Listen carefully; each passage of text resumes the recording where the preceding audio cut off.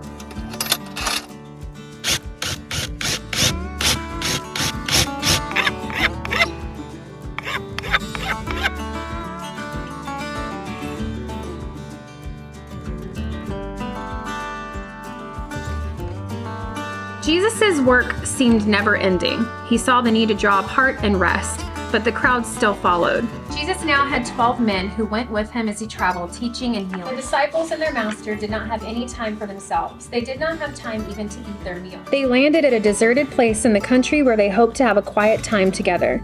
But the people saw them leave. They saw the direction the boat had taken, and they began running around the shore of the lake because they knew they would find Jesus somewhere on the other side. At last the sun began to go down, but the people did not seem to realize that they were a long way away from home and had nothing to eat since they arrived. He broke the loaves and the fish into pieces and divided it among the 12 disciples. The disciples began to give it to the people. After everyone had left, Jesus went into the mountain to pray, and there, alone with his heavenly Father, he at last had a chance to rest after another busy day.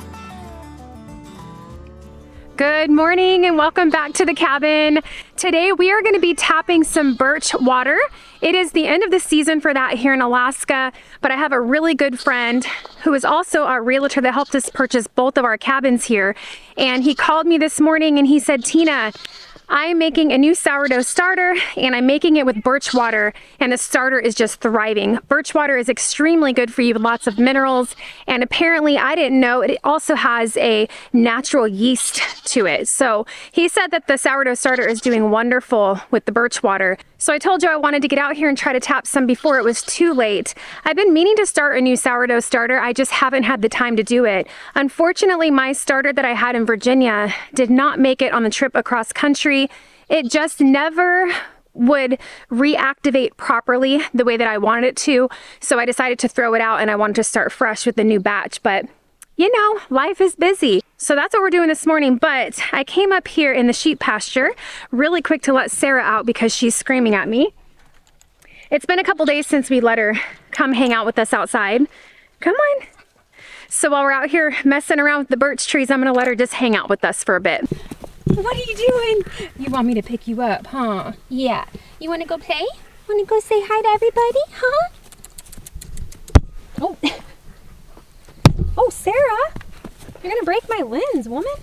I was gonna show you guys, you know that we have been sharing with you guys that this fall we are going to be dispatching Esther, one of our ewes, because she was not a good mama this lambing season or last lambing season. She rejected her second twin, which obviously caused us to bottle feed little Sarah here, which is quite the task.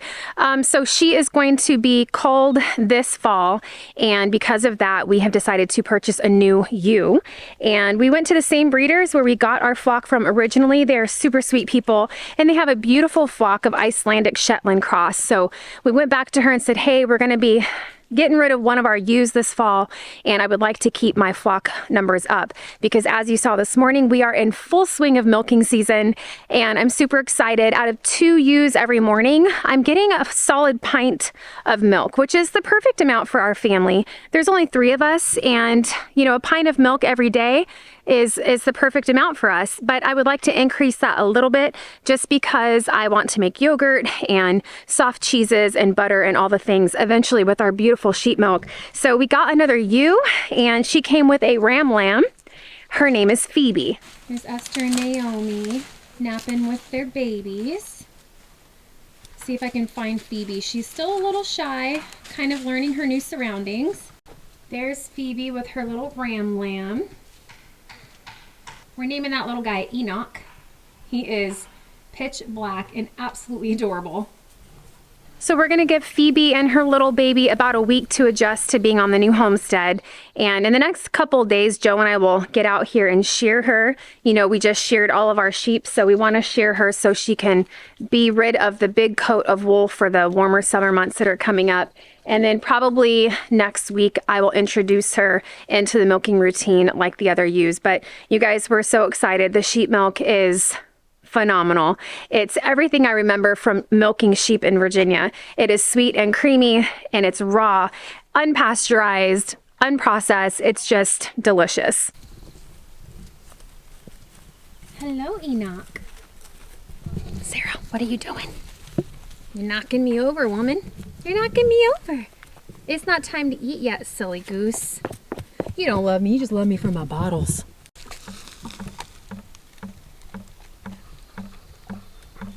So the birch water is available only once during the year with these birch trees, and you can collect it and make birch syrup out of it. It takes a lot of the birch water to make birch syrup. So we're not going to be doing anything like that, but Joe and I are going to be harvesting this and drinking it. It's like a natural electrolyte water. To me, it doesn't have a flavor. When I drink it, it tastes just like water, but it has a ton of minerals, electrolytes, and all kinds of stuff in it. We're also going to start using it in our coffee as another way to get it in, and then we're going to freeze the rest of it and just use it as needed. And I would like to use it to feed my sourdough starter.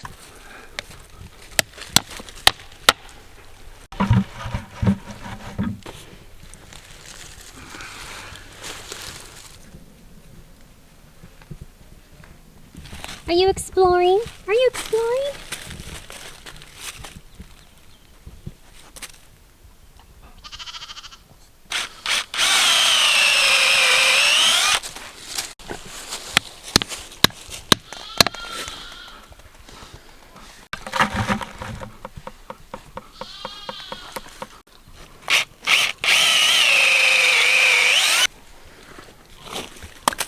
So this is the mountain behind me, mountain, bluff, whatever, that we are slowly but surely going to be digging out and flattening this out to build Joe's garage.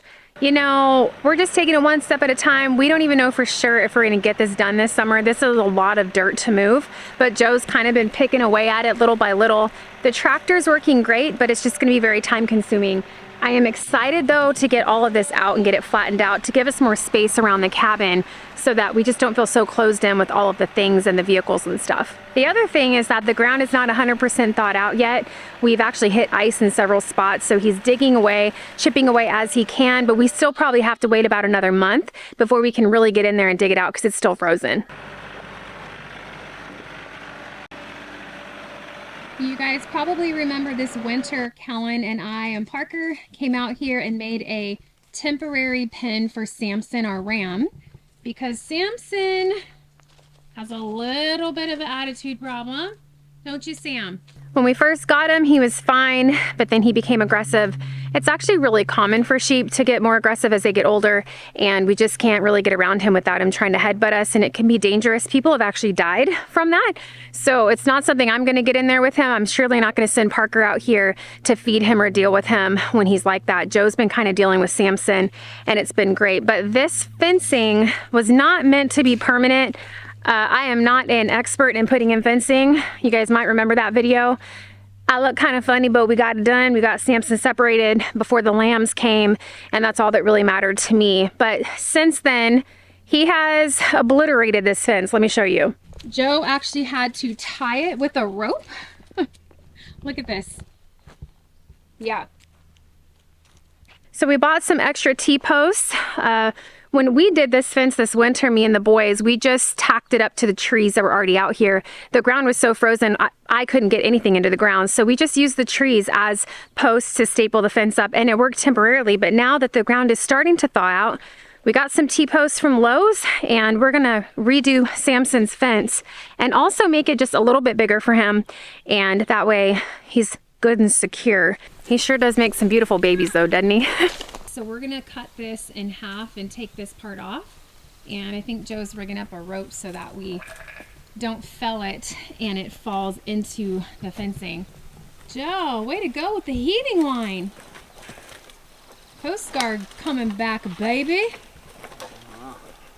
Semper Paratus, Joseph. Oh. Oh. Get. Won't get.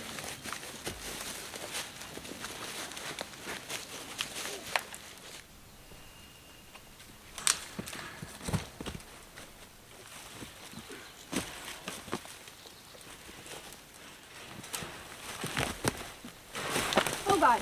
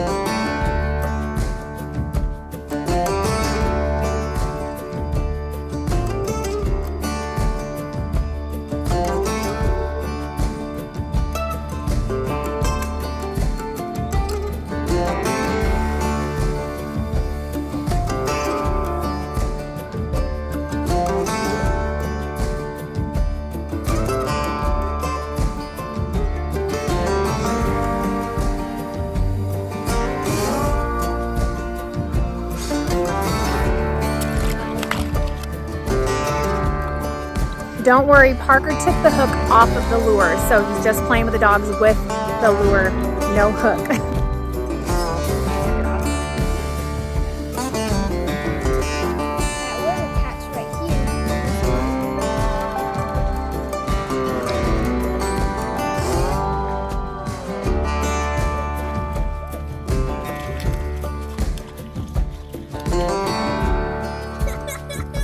Get it, Gunner. Get it.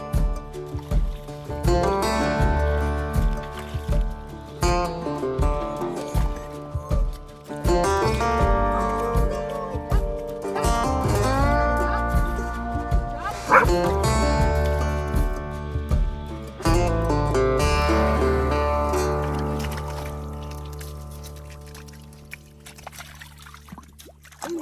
no, he did it!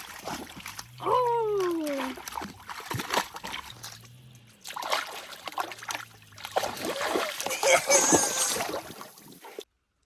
I was going to show you guys something and tell you a funny story. So, those of you that have been around the channel for a while, you know, we had Kellen, a sweet little boy, living with us for a year. And let me show you something. You guys see that?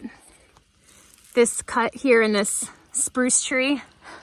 You know, naturally, Kellen and Parker like to play with the axes and like little hatchets and the little hand saws that Joe has. And for the longest time, Joe wouldn't let Kellen play with it just because he didn't want him to cut himself. And he was someone else's child. We were trying to keep him alive. And finally, he worked on Joe so much and convinced Joe, you know, to let him use his little hand saw.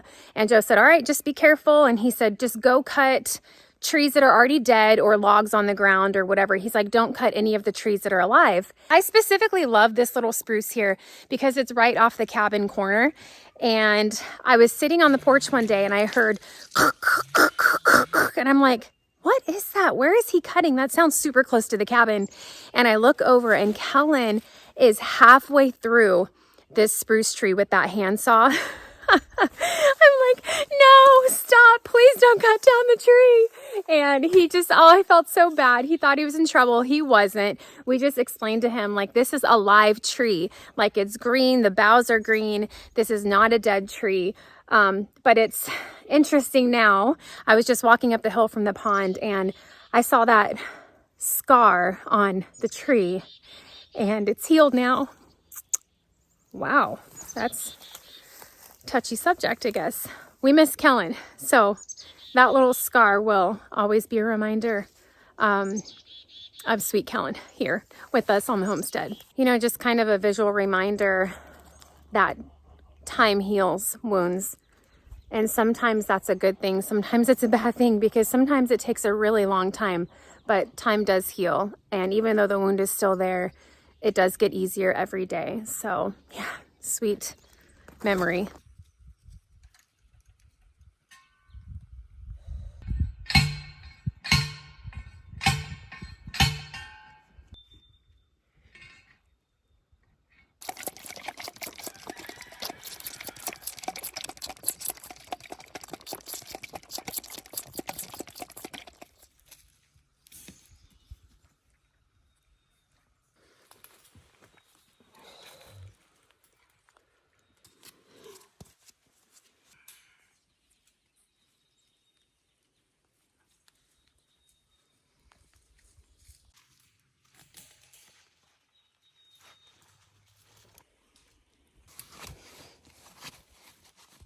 Well, it is starting to rain, so we're going to cover these birch water buckets so they don't fill up with rainwater. And we are really hoping that it doesn't get any worse than this because we really want to get Samson's little pasture done.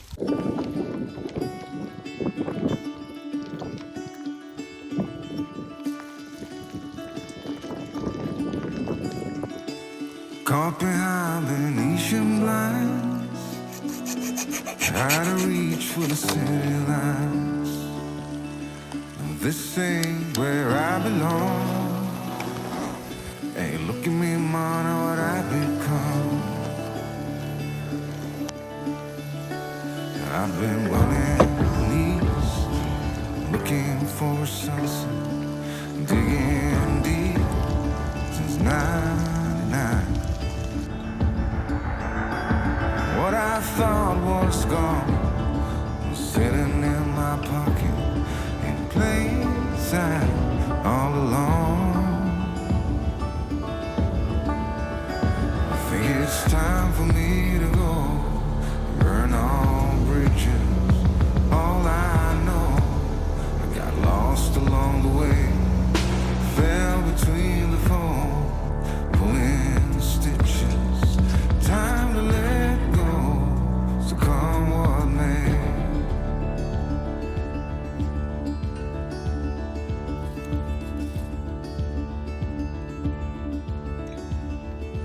Don't look before you leave.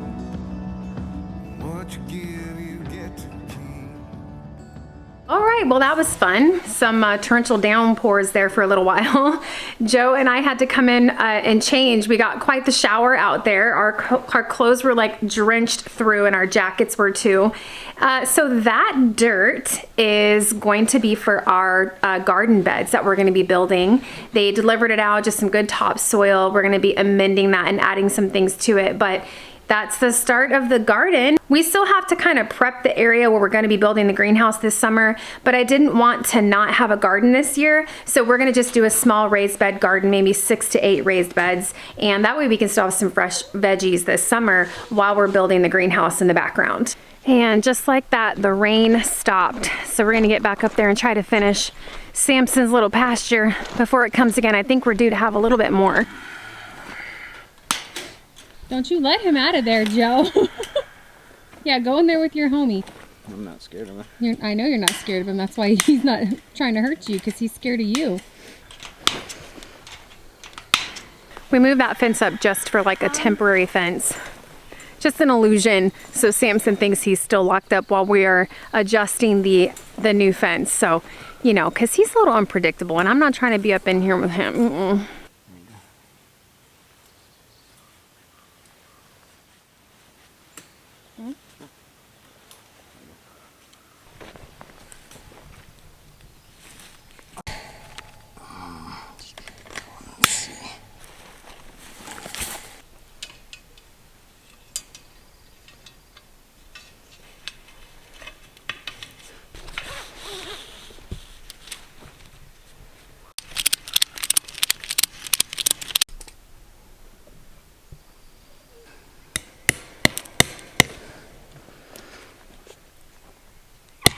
We are just about done. Joe just is gonna finish up this end here. I think we're gonna just saw this T-post down a little bit. We couldn't get it in the ground anymore, and it's a little bit higher than the rest of them, so we'll probably just saw that off. You are so cute. I can't stand it.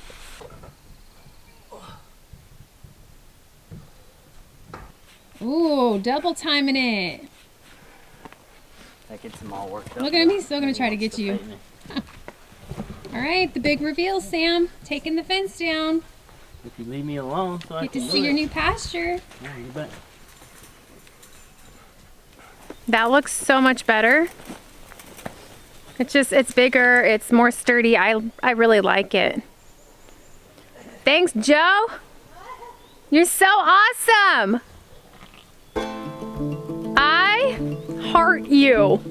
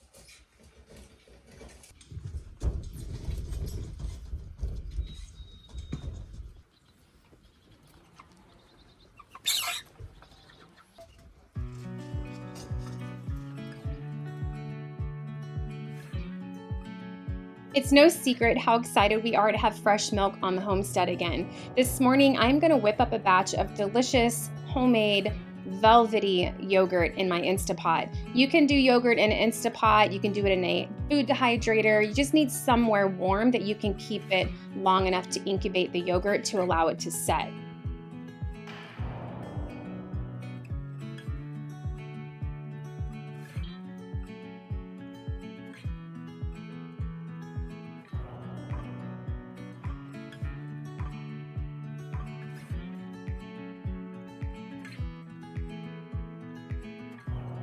Making homemade yogurt is super easy. It is really simple. I will link the videos for you guys in this video description of how I make homemade yogurt. I won't list all of the details here because I already have videos made to show you how to do it, but it's good for you. It's loaded with prebiotics, probiotics, and of course raw milk has all of those good bacteria that are good for your gut biome. We're going to be using a plain yogurt from the grocery store as our culture today. Once you create your first batch of homemade yogurt, you can reserve a little bit of that aside and you can use that for future batches of yogurt. But today, since this is my very first batch, since we finally have raw milk again, I'm going to use a plain yogurt. You just have to make sure that it has live bacteria in it. We're going to set the Instapot for a few hours and let this incubate, and we'll come back to it later and finish our yogurt.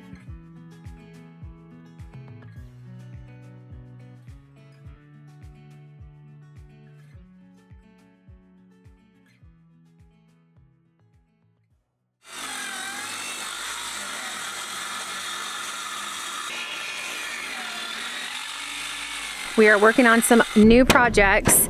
We are modifying our sheep shelter and milking space a little bit. You know, it's just the biggest problem I'm running into is that the sheep, obviously they've never been milked, right? So in the morning when I come out to milk them, they are currently just left to graze the pasture, and so we have to run them down and chase after them to catch them on a lead and get them into the milk stand. Not only does this make our milking time take way longer than it should, it's exhausting. So the way that I used to have it set up in Virginia is we did the lamb sharing that I explained to you guys. We separated the lamb at night, and that way we could milk mama in the morning and then put the lamb back with mama all day long. But we would separate them in an enclosure where she could still see and smell her baby and sleep next to her baby, but she could not get to the baby so that the lamb would not drink all the milk from the udder. So what we're doing today is we are going to be enclosing what is the hay feeder section of our sheep shelter, and that's going to become basically where the ewes are kept at night to sleep. So in the mornings we'll be able to open the gate and just let one ewe out of the pen at a time to go directly into the milk stand, and it will eliminate all of the chasing around of the sheep in the morning. You guys should see it. It's pretty funny. Me and Joe and Parker are out here wrangling sheep. So this is going to be a little window for the ladies to look through at night, and they'll be able to see their lambs, because right now we've got the lambs sleeping in this side of the shelter at night, and the mamas will be sleeping over here. Hey, that looks good, Joe. And it's nice and big, so they can all see through their mamas. They'll be happy. It's heavy because there's poop in it. As you can see behind me, we've got quite the mess going on in the sheep pasture. Tons of manure with some straw, which is going to be used for the garden beds. So an exciting fact about sheep manure, it is a lot like rabbit manure, and it can be put directly into the garden bed. It does not have to be composted, and it is very nutrient dense. It's really good for veggies. So I'm excited. We've got a lot of it to go around. So we're going to be utilizing some of this in our garden boxes. And then over here, Joe has cleared a bunch of twigs and roots and vines and things that had been growing up, and we kept tripping on them. So we're going to be using some of that as well to line the bottom of the garden boxes. I wouldn't get it too full, Parker, or else it's going to be hard for you to pull it over to the compost pile. Okay. Just, you know, however much you can drag over there. Little Sarah taking a little nap. All the other sheep are back there in the pasture. She is quite the loner because she's bottle fed, but I don't think she really knows it. I think she thinks that we're her sheep bowl. You know what I'm saying? I think that she thinks we're her family. And when we're up here working in the pasture, the other sheep are off doing something else, and Sarah's always with us wherever we are. So she is going to be an amazing milking ewe when she gets older because of all of the attention and love and physical touch that she's gotten from us. She's probably going to end up being one of our best milkers. So the hay feeder side of our shelter started to sink down into the ground, so it was uneven, so we were just leveling that out.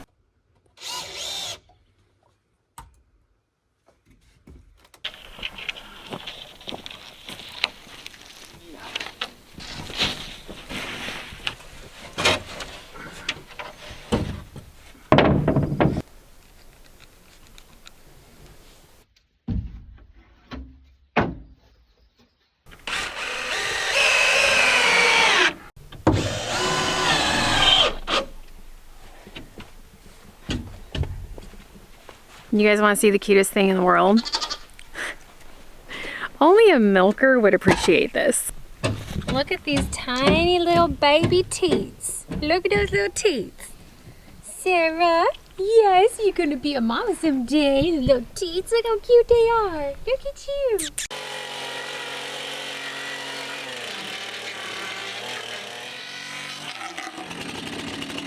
Okay, and just one more cutest thing in the whole wide world. Look at Peter's little wrinkly nose. Let me see that wrinkly nose. See little wrinkles right there. He's so cute. He's getting so big already. Peter, pumpkin eater. Growing his little horns. Handsome. His nose, everything. Is his tongue black? Is it? I think so. Is your tongue black? Even his tongue is black. Wow. Hi, Phoebe. You're kind of cool looking. Oh, you're freaking out, Phoebe. It's all right, Phoebes. See, you're okay.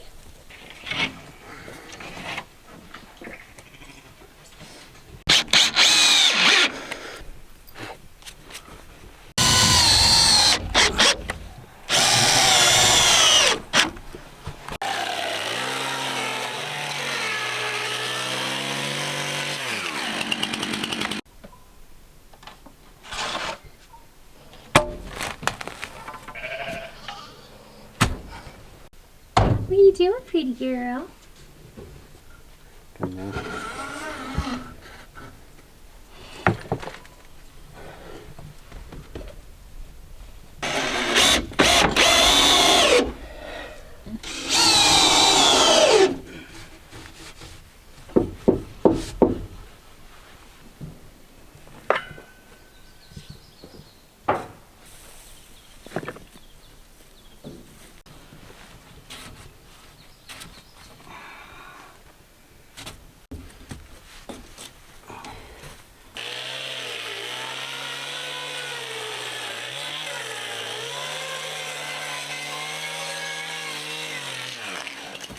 Got me all dirty. Oh, calm down. Now you've got milk all over yourself. Silly.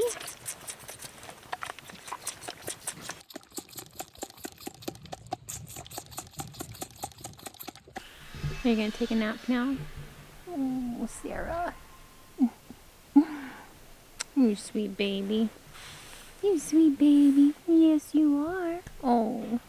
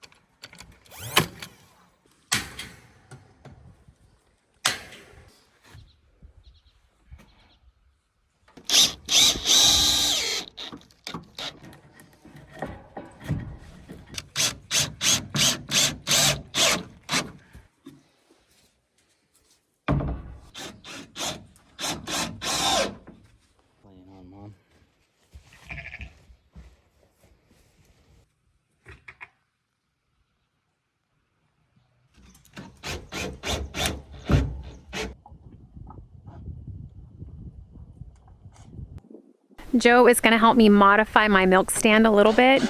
It's a little too low to the ground, and I've milked the last five or 6 days in a row. I actually took a break today. I left the lambs out with the girls last night and decided to take a break this morning, and it was kind of nice. But I'm not 20 years old anymore, so when I'm down there milking the sheep, you know, you have to get up under there to see the udder and to clean it, and you know, hurts my back a little bit. It takes a little bit of time to get them milked out, and now with Phoebe, I'm gonna have 3 ewes to be milking, and so Joe's gonna just help me make the milk stand a little bit taller so I don't have to bend down as far. And then we're also gonna be putting sides on the milk stand to make it more of like a chute, so when they come out of their shelter in the morning to go in the milk stand, they really won't have anywhere else to go but straight into the milk stand, right into the headlock. It's starting to get windy and it got dark really fast. I think we might have some more rain coming in, So before that happens, Joe and I are gonna go check the birch water buckets, see what we got overnight, and then get me enough for my sourdough starter. Oh, look, that's a lot. And that's just one bucket, Joe.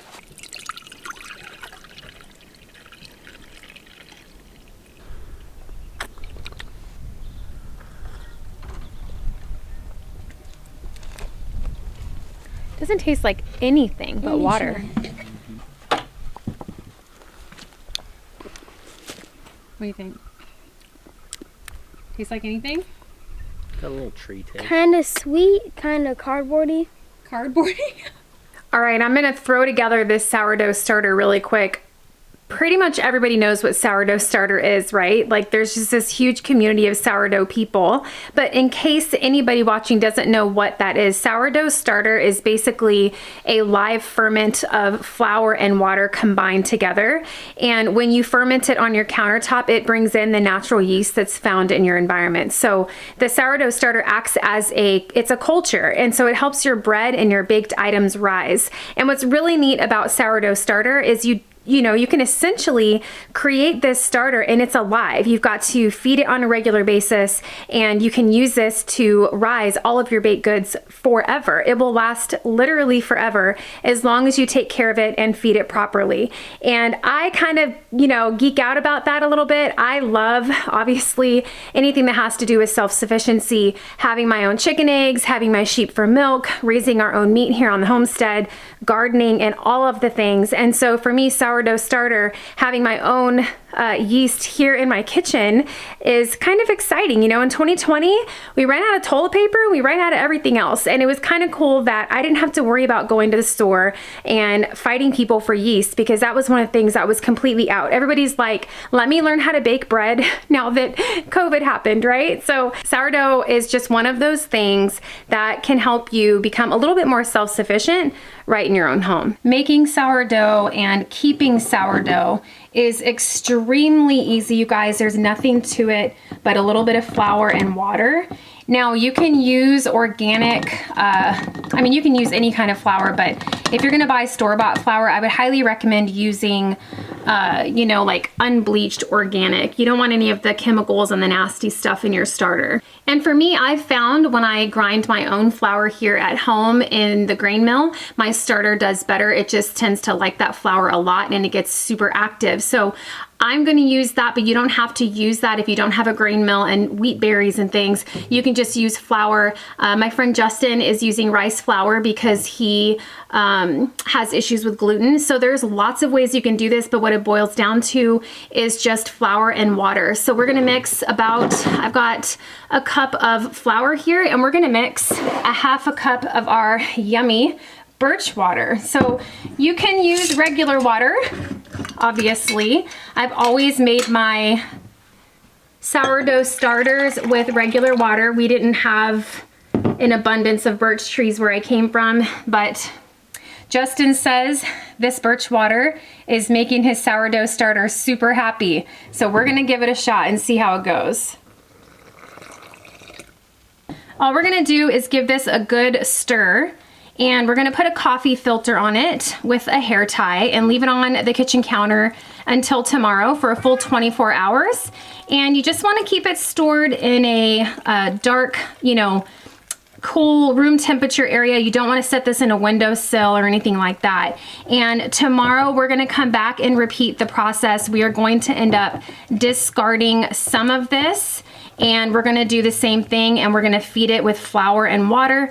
And then usually by day 5, through 8, your sourdough starter will start to completely bubble and come alive.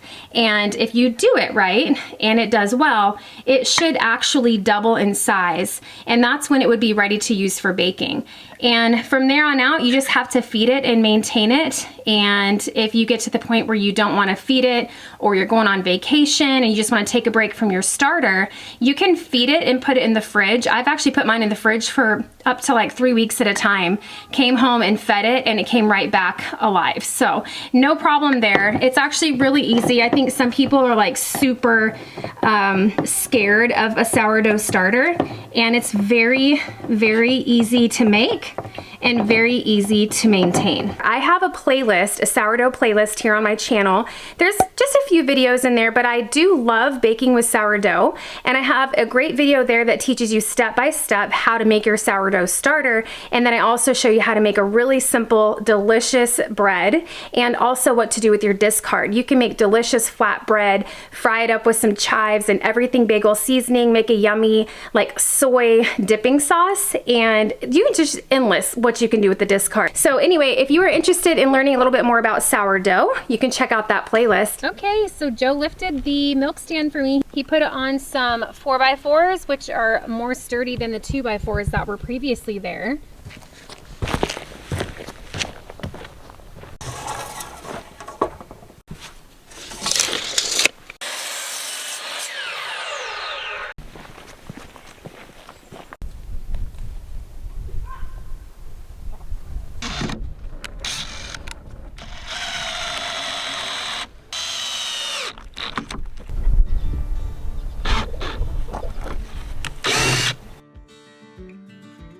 All right, our yogurt is ready. It is set. You guys can leave this for 4 to 6 to 8 hours. Really depends on how tart you like your yogurt to be. I usually run about 6 hours, and you can tell that this curd has set and it's beautiful. It's no longer liquid. I'm gonna make a simple blueberry syrup today with some of the fresh Alaskan picked blueberries that we picked last summer. And I'm gonna just add it into a pot with some sugar water, cook this down and make a simple syrup to add to our yogurt a little bit later. I am gonna strain it out. Joe doesn't like skins and chunky stuff in his yogurt, so we're just using the syrup only. Now I've boiled a tea towel, and I am going to be dumping my yogurt in this and hanging it to get as much whey out of the yogurt as I can, just to give it a little bit more of a thicker texture. You don't have to do this, but we like our yogurt to be a little bit thicker. So I'll leave this on the counter for a couple hours, and then we'll come back and we'll be ready to sweeten and flavor our yogurt.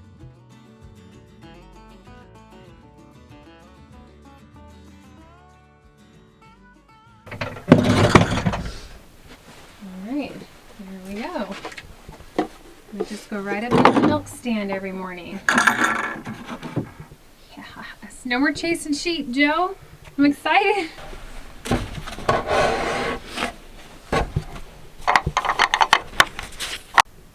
Awesome.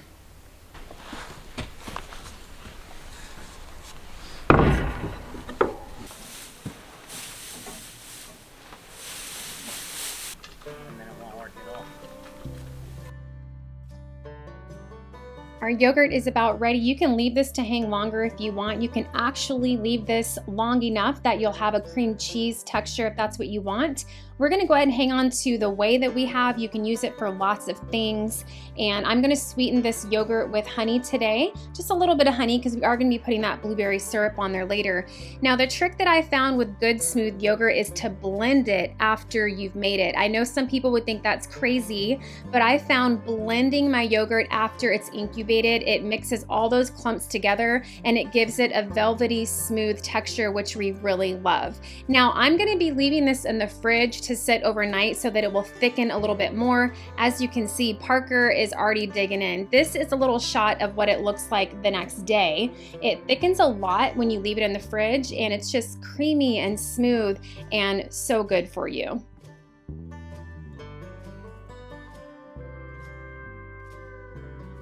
Oddly enough, we are enjoying a delicious lamb chop dinner tonight with some mashed potatoes and gravy and some buttered carrots with garlic. Yum. You guys, we are still enjoying the lamb that we processed last fall, and I can't even tell you how tender and rich in flavor this meat is. It is honestly better than beef steak in my opinion. So we're gonna make a yummy dinner tonight to celebrate the hard work in the sheep pasture today, and I can't wait till this fall when we have a lot more lambs to put in the freezer to fill our bellies for many months to come.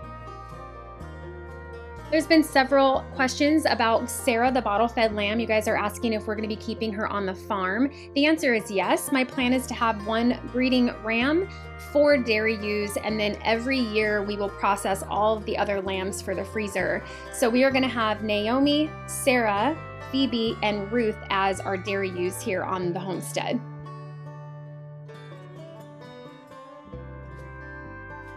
As we enjoy delicious yogurt and lamb chops for dinner tonight, I can't help but feel a little nostalgia just at the fact that the homestead is growing. Everything that we wanted, all of the goals that we set out for when we headed across country to Alaska are finally coming to fruition. The homestead is growing, the chickens, the sheep, all the things, and I couldn't be more excited to see the progress. And we're excited for the future, and we're excited to continue taking you with us through our YouTube channel. We hope that you enjoy the videos as much as we enjoy making them for you.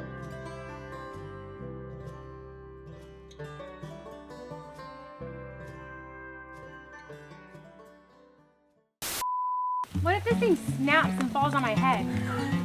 It's not funny. Joe, I have to let go. It's hurting. Ah.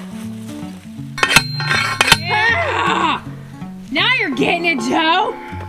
You make it look so easy. How about I just film you doing it? Samson, keep it PG, okay? This is a family channel. Huh? How they do it, Joe? Remember the army? How they do it, babe? From the gut, remember? From the diaphragm. Ready? Huh? Huh? You should have seen me in boot camp, babe.